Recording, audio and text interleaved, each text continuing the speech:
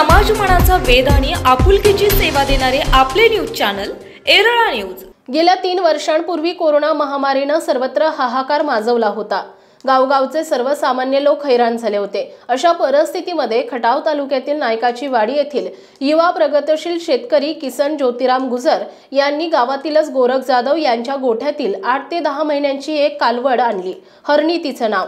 ती गुजर यांच्या गोठ्यात आली तेव्हापासून आस्थागायत त्यांच्या गोठ्यातील एकही जनावर अथवा घरातील एकही माणूस आजारी पडला नाही। काही दिवसानंतर कालवडीचं रूपांतर मोठ्या गायीत झालं। ही गाय सध्या गाभण असून तिला 7वा महिना सुरू आहे। या गायीबद्दल कृतज्ञता व्यक्त करावी या उद्देशाने गुजर कुटुंबियांनी चक्क गायीचे डोहाळे जेवण घातलंय। या जेवणासाठी पेंड, भरडा आणि इतर पशुखाद्याबरोबर सर्व प्रकारची फळे, दिवाळीप्रमाणे फराळ आदी साहित्य मांडण्यात आले होते। त्याचबरोबर गावातील अनेक सुवासिनींनी गायीचं औक्षण केलं। यापैकी 9 सुवासिनींच्या ओटी भरण करण्यात आले।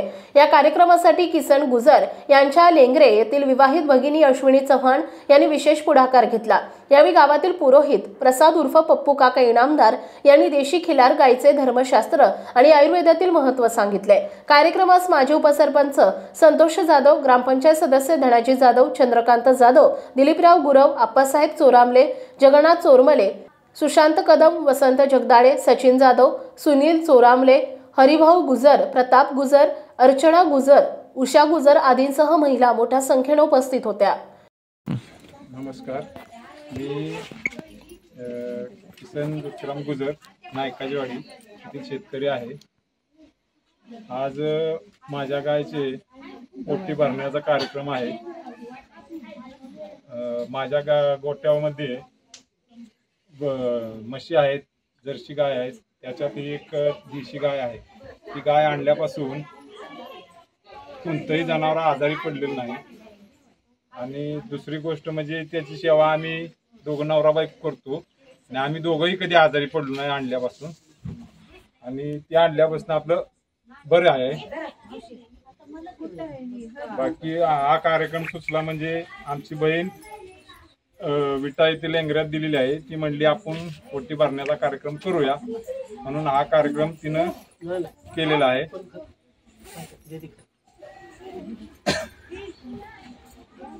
काय काय नियोजन केले कार्यक्रम निमित्त? कार्यक्रमासाठी काय तिला जे आवडेल ती पेंड आहेत, पेंड मांडले, पुन्हा रोजचा चारा तर चालूच आहे तिचा। डोहाळ्या जेवणासाठी काय खास फराळ वगैरे काय नियोजन केलं? फराळ ती बहिणीने सगळं आणलंय, जे महिलांना असतं ते सर्व घेऊन आलेली आहे आमची बहीण डोहाळ्या जेवणाचं। तिला आता 7वा महिना आहे। 7व्या महिन्यात हा कार्यक्रम आहे। माझे नाव अश्विनी श्रीकांत चव्हाण, राहणार लेंगरे।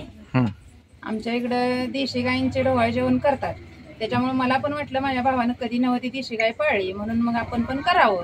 आपल्यात कधी सुद्धा केलेलं नाही, म्हणून नवीन प्रथा म्हणून आपलं केलं। आणि देशी गायचं पालन हे 33 कोटी देवांचं महत्व आहे, म्हणून मी हे कार्यक्रम केलाय।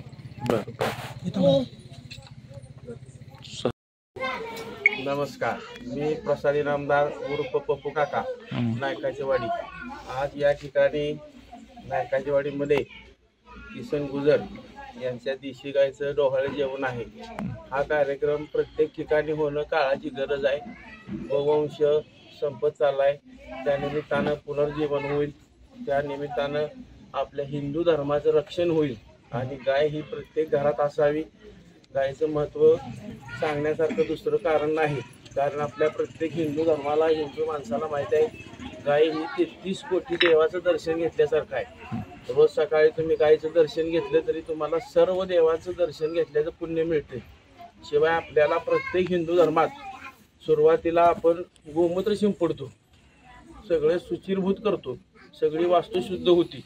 त्याचप्रमाणे प्रत्येक रोगावर आज मितीला गायचं गोमूत्र हे संजीवनी ठरलेलं आहे। त्यामुळे आयुर्वेदात सुद्धा गोमूत्राला फार महत्त्व आहे। त्याचप्रमाणे गायची शेणी हा होमकुंड, होमात सुद्धा आम्हाला आवश्यक असते। शिवाय गायच्या शेणीपासून धूप, उदबत्ती असे बरेच उपक्रम चालू झाले आणि त्यापासून तुम्हाला कोणतीही जीवितहानी नाही, पूर्ण नैसर्गिक असे त्यापासून उत्पन्न मिळत आहे। तुम्ही बाजारपेठेतल्या ज्या धूप कांड्या, उदबत्त्या त्यापासून तुम्हाला श्वसनाचे त्रास होतात तर गायीच्या शेणीपासून तयार केलेल्या प्रत्येक उत्पादनाला कोणताही त्रास नाही. त्यानिमित्तानं आजचा हा कार्यक्रम हा खरंच कौतुकास्पद आहे. एरळा न्यूजसाठी प्रतिनिधी रविराज महामुनी, नायकाची वाडी. आपल्या भागातील महत्त्वाच्या बातम्या पाहण्यासाठी आजच आमच्या एरळा न्यूज चॅनलला YouTube वर सबस्क्राईब करा आणि बेल आयकॉन प्रेस करा.